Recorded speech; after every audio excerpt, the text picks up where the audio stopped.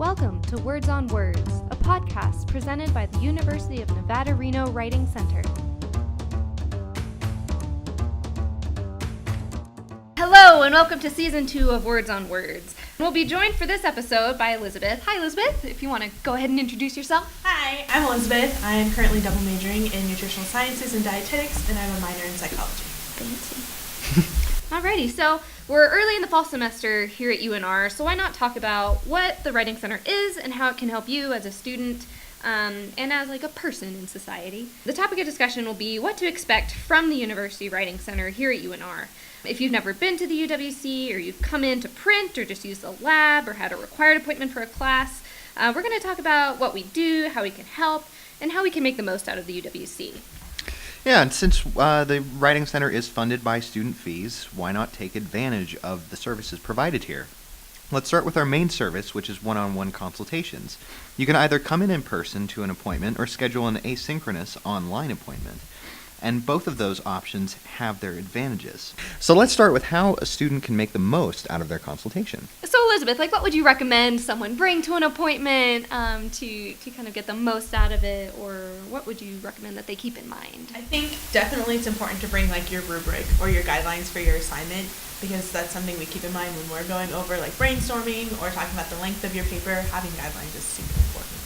Right, and filling out the appointment forms. When you make an appointment, you'll have a bunch of questions to answer and things, and that helps us as consultants figure out how to best help you. And you don't just have to bring in a hard copy of your rubric or your syllabus or anything. You can always just copy and paste a section on the assignment in particular into the appointment form that you do fill out. So we'll have a little box that's describe the assignment or the purpose of the assignment, and you can kind of copy and paste stuff from there. So. Right, and we also have computers in the room, so, if it's on web campus or something like that, you can just pull it up in the session, and we can take a look at it there. But one thing to definitely keep in mind would be that we don't write on papers, we don't hand edit them or anything, so we're not an editing service. So you'll come into the appointment and we'll have a lot of discussion, really. Yeah, and especially as we go into the kind of online consultation process. It may seem like we're an editing service. It may seem like, oh, you pick these two concerns and you kind of go from there. But really, we're trying to give people the best options of providing them the necessary resources to go forward and make them better writers and not just make their writing better. In those online appointments, we don't actually track changes or add commas anywhere, so we'll kind of highlight sections depending on what your concerns are, and then we comment on them. So it's kind of a one-sided discussion a bit, so we address those concerns, but we don't fix anything for you. That's up to you as the student to take kind of what we talk about or what we discuss, either on the online appointment or in the consultation, and then apply those to your paper. So, Elizabeth, you've worked at the Writing Center for almost a semester and a half, considering you've been working for the summer, right? Yeah. And what have you found? What typically goes on in a consultation? In a face-to-face or online? Yeah, a face-to-face. We're going to start with setting an agenda. I think that's super important because you're going to talk about what you want to accomplish. So definitely do your part and come prepared for your appointment. And even if you don't really know where to go in the appointment, that's the importance of that agenda setting. So if you're here for a requirement for a class and you really have no idea what you want to work on, then you might spend a little more time on that agenda part where you figure out where you want the consultation to go. Because it's really up to you as the student and what we talk about. So if you come in, you're I don't know, this is just a requirement for a class. We're going to spend a lot of time trying to bring out what it is that you want to work on. Yeah. Yeah, and I think as you go into the process of making your appointment form, knowing that you've got to be as specific as possible as to what your goal might be. So we're going to be making the agenda and sort of honing in on that if you don't have an idea. And so you're going to be going through the process of we don't use the full 30 minutes or hour just going into writing, reviewing your writing. We use the first few minutes to kind of get a basic feeling for what your concerns actually means. So so from your experience as a consultant, Elizabeth, what do we typically do as a writing center to try to address those concerns that we do as set an agenda? I think we're going to categorize them to find out what's the most important thing they want to work on. And then we're going to talk about that. We're going to talk about the resources we have that can help them and kind of show them how they can not fix it for them like we talked about, but give them the tools and say, hey, these are some things that you could be doing, or you might want to think about doing this for that concern, and then we address them in order of what's most important for them. Okay. Right, and a lot of times it's not reading through the whole paper. Right. So I think a lot of people come in and they think that we're just going to read through the entire thing and fix your 20-page paper in 30 minutes, and it just doesn't happen. We are It's not only realistic. human. We are only human here. So a lot of times it's either outlining or talking about kind of what's going on in the paper, and you don't have to have like a complete draft to come in. So we can always help with brainstorming, or if you've just written like part of the paper and you're not sure what to go or what to do from there, we can help with that. So don't feel pressured to have a whole complete draft, like Yeah. final draft done. Like that's not like really the best time to come in. You should come in when you're planning, when you're in that planning process, when you're in that drafting process, because that's where the help will be helpful. Right. You know, Helpful help. helpful help. That's what we provide here. Helpful help. I mean, yeah, I think it's important as we go through, we're not only are we not an editing service, but we're not a place where you should just bring your finalized draft in. We work not only at every stage of the writing process, but we work at every genre of writing, right? So when you do bring in your paper, you may be totally unfamiliar with the genre that you're working in. You may be totally unfamiliar with the professor or their expectations. And so part of what we can do as consultants is, we hire people from every college on campus. And so we try to give a basic feeling for, okay, we have people who are familiar with these genres of writing, and they can help you to really get acclimated to that to the style and to the manner of that within that field.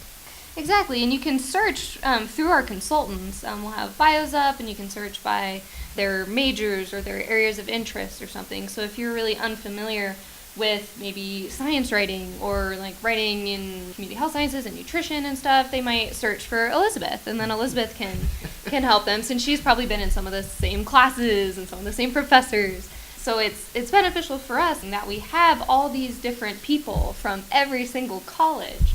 So there's someone that'll be here to help you with whatever your concerns are. Yeah, and I think it's super important too to get help early, like Mhm. earlier in the writing process, because you could come in with what you think is a final draft and ask about your argument when you don't have one in your paper. Mhm. And so to go back the day before your paper is due and restructure your entire paper is just not super ideal for Nightmare. anyone. Yeah. So if you come in earlier in the writing process and establish a strong argument to begin with, then the rest of the writing process is going to flow much easier. And that's an excellent point. So be planning ahead. So unfortunately, it's kind of hard to procrastinate and then come into the writing center when you have a paper due like in an hour and do it that way. I mean, you can. We're not going to physically stop you, but as Elizabeth was saying, it is much more helpful, more beneficial for you as a student to come in earlier in that process, figure out any gaps in the writing, figure out if you're not meeting the prompt, and having that extra set of eyes that's like, well, there's this question in your prompt, but it hasn't been addressed in here. And that'd be horrifying to find out, like, if the paper's due the next day. Yeah. So you really want to focus on scheduling an appointment. So we do have drop-ins, but we really recommend you get an appointment scheduled so that we can get you in. Yeah, and the thing is, especially when you go through our scheduling system, you can book an appointment 3 weeks in advance. Yeah. So the thing is you don't have to, nothing is set in stone with these appointments. You can always go back in and change the parameters of like why you're coming in to begin with. Especially as the semester goes, sort of progresses and things get a lot more hectic. People will come in for like the midterm or final times, Yeah. and the whole schedule will be booked For weeks. for weeks. Yeah, exactly. What we'd recommend is, even if you don't want to work on your thesis for, like you put down your thesis as your main concern for your first appointment, 3 weeks early, and then you eventually sort of resolve that, but you still need help with something. You can always come in and sort of Yeah. change the agenda item as we go through. Exactly. But another kind of helpful thing that we have, if you have quick questions or if you're not sure about very minute parts of your paper, we also have lab space available, and we'll have a lab consultant that's there. So I think this semester we're doing 10 a.m. to 4 p.m. We'll have somebody in the lab that can answer like quick punctuation questions, quick citation questions. And the lab is just a great place to work anyway. So if the library's crowded, or if you just want to be somewhere where we have all the citation guides and a lot of paper resources, and you can come in and just use our lab. Yeah, and so Elizabeth, you worked in the lab for a good amount of time, right? So what, like, when people come for you for help in the lab, what's the line between something that they would want help with in the lab versus something they would want help with in like a consultation setting? I think a lot of times when students come into the lab, they're wanting to work on their own, but might just need like a little guidance getting there, versus wanting to work one-on-one with a consultant for an entire appointment. They just might want to be able to work, but it's the comfort of knowing that someone's there to help them. And what's great about the lab too is that a lot of times if consultants aren't in appointments, there'll be more than one in the lab. So there's always multiple brains that you can use as resources besides the actual like physical resources. Right, and so that line is kind of, if you're asking someone to, hey, can you read through these pages? That's kind of the line where you might want to schedule an appointment. So try to keep it like maybe a paragraph. You could do like, hey, does this introduction like look okay? Like that would probably be all right to ask in the lab, but anything beyond like a paragraph would definitely be something you want to schedule a consultation for if you're looking for more specific or more kind of in-depth kind of help. Feedback, yeah. Yeah. Yeah, it's one of those things of like, well, especially as the semester goes on and things start to get a lot more hectic and chaotic, people will come and be like, can you read 5 pages of my paper? Yeah. I was like, I mean, no, unless you make an appointment, I can totally do it in that. But it's one of those things of like, for higher order concerns, those are like make and break aspects of the paper. You're going to want to improve your thesis or your argument or organization, things like that, with the higher order concerns. And the later order concerns are things we could probably end up helping you with in the moment of the lab sort of process. So if you're coming in for citations, style tips or whatever, or you're not really sure, like, I've never cited X source in APA before, how do I do that? We can always help with that. Yeah, and also in the lab we have like paper resources like that we as consultants have made kind of based on what we see here and what goes on at UNR. So we have like citation resources and kind of punctuation resources. So you can come in and grab one of those. You don't necessarily have to sit down and stay there and work on it. But as you were saying about kind of higher and later order concern, I think it would really depend on how much kind of input they're looking for. Yeah. So I could conceivably see someone with an outline, and they're like, hey, does this order make sense? Yeah. Like going from this topic to this topic to this topic. Does that make sense? Like that's something that could be a lab question. If they're going into like, how can I structure my like paragraphs within this like kind of larger document, then that might be something that you want to make an appointment for. How rigorous is the work that they're trying to get done? Yeah. So if you can't come into the Writing Center, we do have the asynchronous online consultation, and a lot of people are taking advantage of that. You'll have to schedule an appointment, so to speak, during our office hours. So you'll in the appointment form, you'll have to select a higher order concern and a later order concern. You can find descriptions for that on our like resources page. So be sure to look at those, because we can only talk about those two particular like concerns. So even if you write, I'm worried about grammar, and I'm worried about my argument making sense, and I'm worried about my thesis, and I'm worried about like everything like being clear, but if the HOC is like genre expectations and the LOC is like sentence structure, then we can only talk about that HOC and LOC. So it doesn't matter if you're worried about grammar, if you don't select like I think we have punctuation or we have like clarity, something that could relate to grammar, then we can't comment on that. But you can submit multiple days with like the same document with different HOC and LOC. So if you have like multiple concerns, just submit it multiple times. Yeah, and you could always, if you're like, I know what my HOC is, like I know what I want help with HOC wise, but my LOC, like I'm not even sure what to pick in this. You can always pick Writing Center Choice, where we will essentially go in and be like, okay, what's the thing that maybe needs a little bit more help or needs to be addressed a little bit more? Then you can do that. Elizabeth, what have you found have been some of the things that what are the things that you've witnessed the most and that you'd like to kind of convey to our listeners? Yeah. I think it's super important that when you are filling out your appointment form, your goals match your HOCs and LOCs. So many times people have 4 or 5 concerns in their goals, and the HOCs and the LOCs don't match that. So if you're unsure of what to pick for HOCs and LOCs and you pick Writing Center Choice, then most likely we're going to focus on what you wrote in your goals. So I think that's something really important. I also think it's super important when you're attaching your document, make sure it's an editable document that we can leave comments on. So PDFs do not work.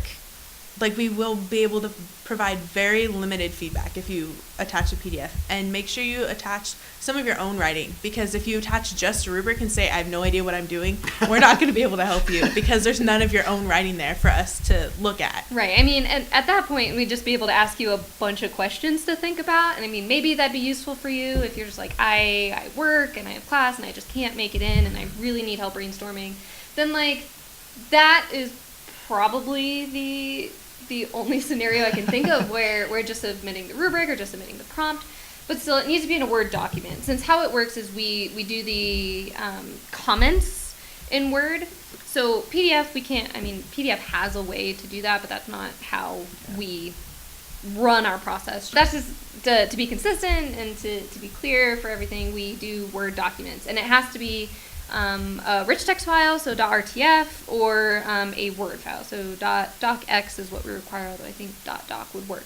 No PDF, no pages, no like random, no random file extension. Please don't submit a pages file. Right. Please, if you leave here with nothing else.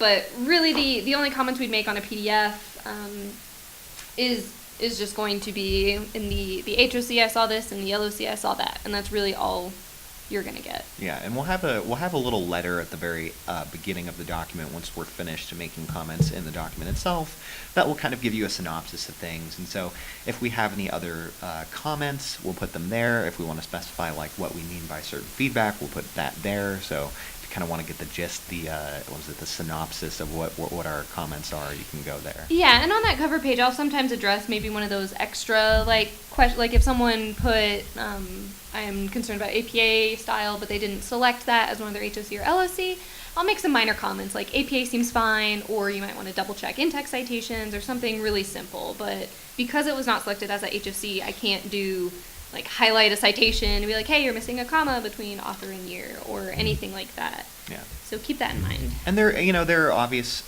sort of differences between the asynchronous or the online appointment and the and in-person appointment, right? So like, we have less adaptability in terms of, say, changing your agenda if you have different concerns, sort of adapting things as we go through. If you're like, usually in a face-to-face appointment, you may have one concern at the very beginning, but you may change in the middle and be like, I don't think I need help with this anymore. Yeah. Let's address this. Or reading through, you realize like, oh my gosh, I don't have a thesis statement in here. Right. Like we should focus on that now. So yeah. on an online appointment, far less kind of wiggle room with what can be addressed. Exactly, and and for a lot of the time there are some instances that just work way better with the say face-to-face appointment. So if you're brainstorming, just like you want to probably come in face-to-face because it's better to just talk those ideas out with another human being. Exactly. We have whiteboard walls that we can work off of. And a lot of us use the whiteboard wall for like everything. I mean, I use it to outline, to brainstorm. I love the whiteboard walls. Yes. That's one of my favorite things to do in appointments is to brainstorm. That's one of my favorite things to do. And so being able to utilize, our desks are whiteboard, our walls are whiteboard, and to be able to start with this overarching idea and draw out an outline with arrows and, paragraph structure and how things relate to each other, and to see it all visually, like in front of you, I think is super helpful. Right. And I'm just a visual person like that, but it seems to help so many people to just have all their ideas in front of them, which is something you can't do in an online appointment necessarily. Right. And it's a lot easier with those whiteboards to address so many different concerns. So I've worked on like trying to figure out a thesis statement using the whiteboard. I don't know if it's the big letters or like the different colors, but it seems to do like I hadn't used the whiteboard for a while during like my first semester when I started working here, because it was so weird to me to just like get up and like right? Yeah. Just get up, leave the desk, and like start writing on stuff. But I use it so often now, and I think it's so helpful. Like the feedback has been great, and everyone's like really found it helpful to look at it, and then students can take pictures of the board before they leave, and it's it's kind of easy to take that with you at the end of the appointment. I think that's awesome too, the fact that they don't have to be taking notes. Mhm. So to be able to like talk about everything and write it all down first, and for them to just take a picture of it at the end, I think can sometimes be more beneficial than trying to simultaneously have a discussion and take notes and write on the whiteboard. Yeah, Right. exactly. So to wrap up our podcast today, let's talk about how we end a session. So we have what's called summary reports. And I always try to explain them as just kind of a record of what we did, something that can jog your memory when you leave the appointment, and also as a record that you were here for if it's a requirement for a class. So I don't know, how do either of you kind of introduce that summary report? Because a lot of students are kind of like thrown off by it. They're like, we have to what? Why? Yeah. So a lot of times if they come in and it's not required for class, they're less likely to understand why we're doing a summary report. A lot of times I kind of introduce it by saying, so let's talk about what we accomplished today. And then go from there. And I kind of base it off of 3 questions. The first question I'm going to ask is, what did you come in to work on? And then we're going to talk about what we accomplished from there. I'm going to say, what do you think we talked about together? What do you feel better about? And then I'm going to ask them what they're going to do next. Because I love following the progression of the students. And I love when they come back and they say, look what I did now. Like, I think that's awesome. So those are kind of my 3 questions that I base my summary reports off of. That way, if they make future appointments, they can go back and say, what did we work on last time? A lot of times it's useful for the professors, but if you didn't come in for a requirement for your class, we're still going to do a summary report. It doesn't matter if it's requirement or not. But it can really be helpful for you when you leave the session, because you go home, maybe you don't get to editing your paper for a day or 2, a week, a month, I don't know. And then you're like, oh gosh, we talked about something and I don't remember what. That's kind of what the role of the summary report is for you as a student. So you can remember, oh yeah, we talked about moving these paragraphs, or oh yeah, we did that mind mapping on the whiteboard. I have a picture of that. I can go get it.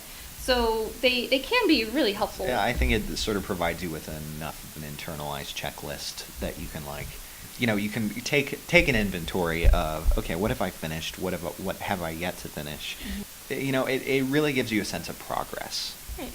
And on that note, we'll bring this podcast to a close. Thank you, Elizabeth, for joining us. Very welcome. Thank you to our listeners, and we hope you'll join us next time. Adios.